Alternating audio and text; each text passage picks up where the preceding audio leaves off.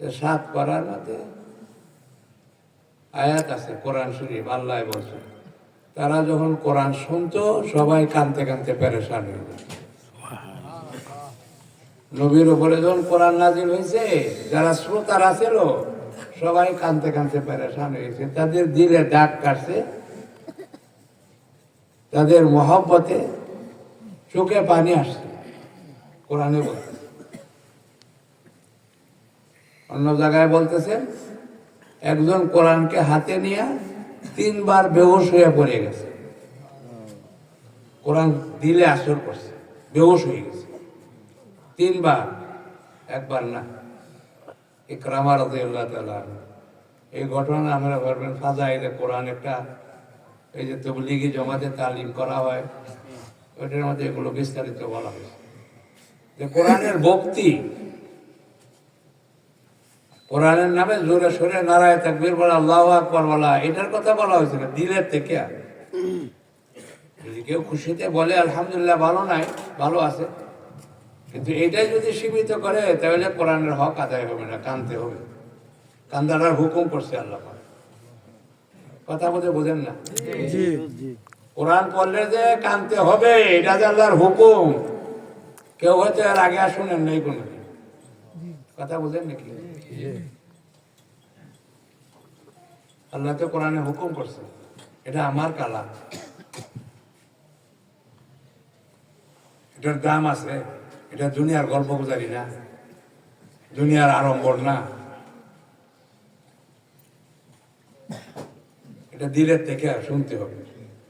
বাপু কোরআনে হুকুম করছে,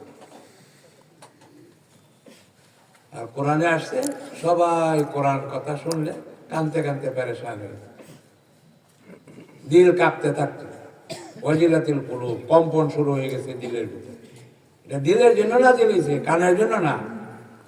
কানে সুন্দর লাগবো, কানে তো সুন্দর লাগে গান শুনলে, কোরআন তো দিলের জন্য না দিয়েছে। সৌন্দর্য আছে কোরআন শুনে বহুত মুসলমান হয়ে যায়, কিন্তু দিলে তাক থাকে। যারা দিলে পৌঁছবে না এটা ওয়াজ হইতে পারে না।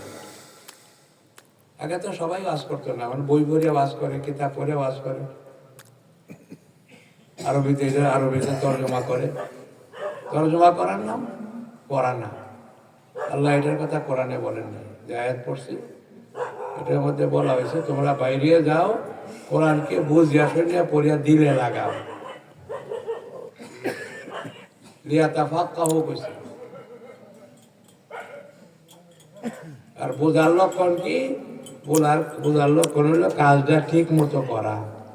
ছোট বলা আমরা কই যে বুঝে না দেখে গোলমাল করে, যখন বুঝবো তো ঠিক হয়ে যাবো, কেমন কন কিনা এটাই তো বুঝের লক্ষণ, যে কাজটা ঠিক মতো করলে হ্যাঁ বুঝছে, ডাক্তারের কথাটা ঠিক মতো শুনছে, কাজে ওষুধগুলো ঠিক মতো খাইছে, বুঝলেন কিনা?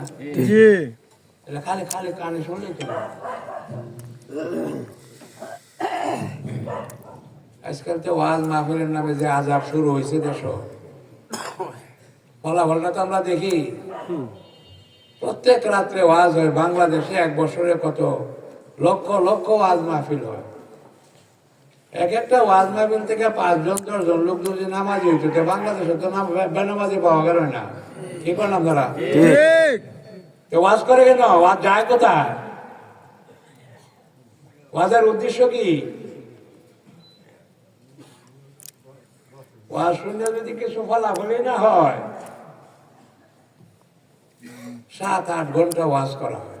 ইন্না লিল্লাহি ওয়া ইন্না ইলাইহি। একটা মানুষের শোনার কতক্ষণ ধৈর্য থাকে? আমরা তো ওই দেশে থাকি, 1.5-2 লক্ষ টাকা খরচ করে একজন বক্তা আনি, তার ওয়াজের সময় হইলো 45 মিনিট থেকে বেশি 1 ঘন্টা। এই যে গদ বান্ধা ওয়াজ বাংলাদেশে শুরু হয়েছে জোহর থেকে রাত 12টা, আগে তো সারা রাত চলতো। এখন এই আজাবটি কিছু বন্ধ হয়েছে, আমরাই পড়া শুরু করছিলাম, সারা রাতের ওয়াজ দেশের মধ্যে বন্ধ হয়েছে। এখন মানুষ থাকে না রাত 12টা। এই যে ওয়াজের নামে কুপ্রথা, কি দরকার 7-8 ঘন্টা ওয়াজ করার জন্য? একটা মানুষ শোনার ধৈর্য কতক্ষণ থাকে? আল্লাহ রাসূল ওয়াজ করছেন 3 থেকে 5 মিনিট, এটাও হাদিসে আছে। এই 3টা কথা বলছে, সৎ কাজের আদেশ করো, অদর্শ কাজের নিষেধ করো।